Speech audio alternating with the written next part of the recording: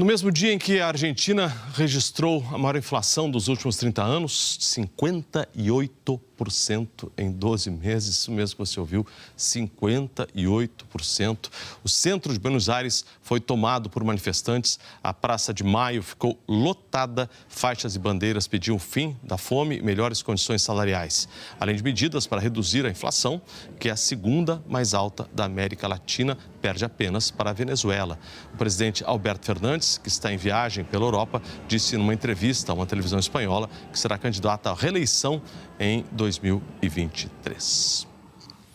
Acontece hoje, em Kiev, capital da Ucrânia, o primeiro julgamento por crime de guerra. A gente vai conversar ao vivo com a nossa correspondente na Europa, Cecília Malan, que tem todas as informações. Cecília, bom dia. Bom dia, Kovalik. Bom dia a todos. O comandante russo de 21 anos está sob custódia ucraniana. Vadim Shishimarin é acusado por assassinar um civil de 62 anos. Ele teria atirado na cabeça da vítima através da janela de um carro. O homem morreu na hora. Se condenado, o comandante pode pegar prisão perpétua. O gabinete da vice-primeira-ministra da Ucrânia disse que mais de 10 mil crimes de guerra estão sendo investigados no país. Isso em 79 dias de guerra. Ontem, em reunião na Alemanha, ministros das Relações Exteriores do G7 começaram a lidar com outra consequência da invasão russa, o bloqueio da exportação de grãos da Ucrânia. Antes das bombas começarem a cair, os ucranianos colheram uma safra de grãos quase 40% superior à do ano passado.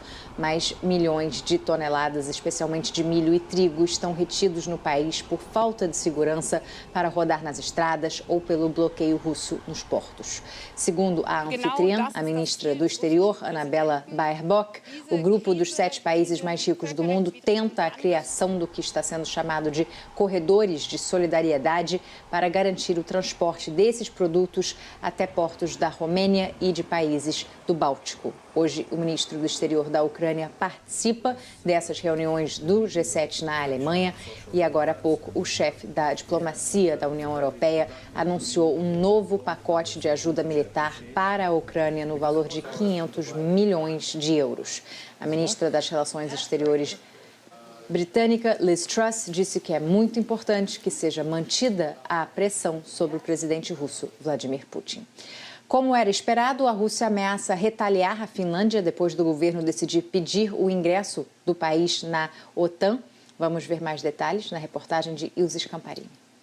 A Rússia foi clara, vê a adesão da Finlândia à OTAN como uma ameaça. O Ministério das Relações Exteriores disse que Moscou será forçada a tomar medidas recíprocas para lidar com os riscos à sua segurança nacional. Finlândia e Rússia compartilham uma grande fronteira e uma longa história. No começo do século XIX, a Finlândia deixou de pertencer à Suécia para virar território russo. A independência veio em 1917, mas o vizinho invadiu o país 2 vezes durante a Segunda Guerra Mundial. Uma ação facilitada pelos 1.300 quilômetros de fronteira comum. Helsinki e Moscou assinaram um acordo de amizade, cooperação e assistência mútua em 1948, que levou os finlandeses a se isolarem militarmente da Europa Ocidental. Só que a invasão injustificada da Ucrânia abalou a amizade. O presidente finlandês e a primeira-ministra Sanna Marin anunciaram serem favoráveis a uma adesão sem demora à OTAN. O pedido formal deve ser feito no domingo. O presidente Sauli Niinisto aproveitou a visita do primeiro-ministro do Reino Unido para reivindicar que o pedido seja aprovado o mais rápido possível. Ele garantiu que o foco é reforçar a defesa do país. Niinisto e Boris Johnson assinaram um acordo de defesa mútua no caso de um dos dois ser atacado. A primeira reação russa pode vir já nesta sexta-feira. Líderes políticos finlandeses foram alertados sobre a possibilidade de corte no fornecimento de gás. O Conselho de Direitos Humanos das Nações Unidas aprovou por ampla maioria a abertura de uma investigação sobre supostos crimes de guerra na Ucrânia. Apenas China e Eritreia votaram contra. A alta comissária da ONU, Michelle Bachelet, disse que 1.000 corpos foram recuperados na capital ucraniana, Kiev, nas últimas semanas e que as muitas violações que estão sendo verificadas desde a invasão russa podem sim ser consideradas crimes de guerra. As Nações Unidas anunciaram nesta quinta-feira que mais de 6 milhões de pessoas já deixaram a Ucrânia desde o começo da guerra. O prefeito de Kiev pediu paciência àqueles que se foram e disse que ainda não é seguro voltar. Vitaly Klitschko disse que todos os cantos da Ucrânia, todas as cidades e vilas seguem sob ameaça enquanto a Rússia continuar com a sua guerra bárbara, disse ele. Já Vladimir Putin atacou o Ocidente. Numa reunião no Kremlin sobre questões econômicas, o presidente russo acusou europeus e americanos.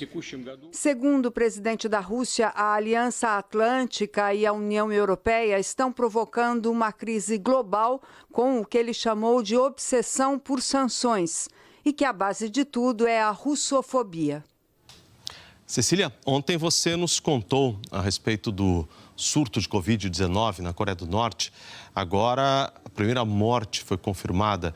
Que detalhes você tem a respeito disso, por favor? Essa informação, Kovalik, foi confirmada no começo da manhã de hoje pelas autoridades do país.